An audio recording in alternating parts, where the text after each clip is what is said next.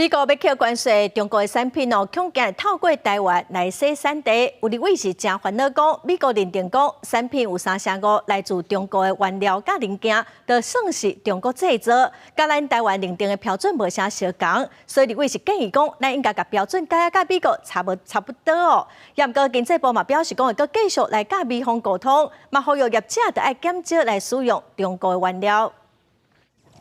美国关税措施恐惊会致使中国的产品经过台湾来洗产地，因为美国的标准是产品只要有35%是中国的原料，或者是伫中国做的，就算是中国制造，会扣较重的关税。不过台湾的标准是附加价值率超过35%，就会当认定是台湾制造。有立委烦恼台美认定的标准无共款，会互厂商三无涨，建议就要修改做甲美国较接近的标准。 台湾认为是台湾制造，美国认为是中国制造，这就刚好是美国认为你在替他洗产地呀、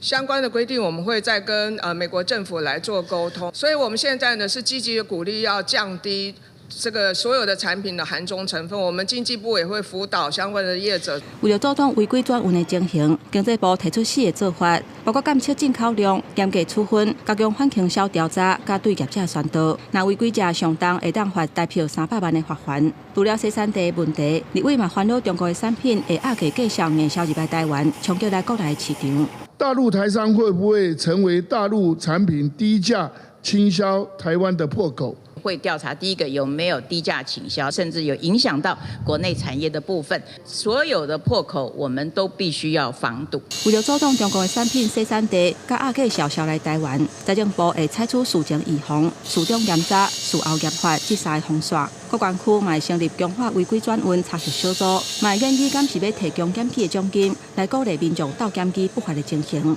公司新闻台北报道。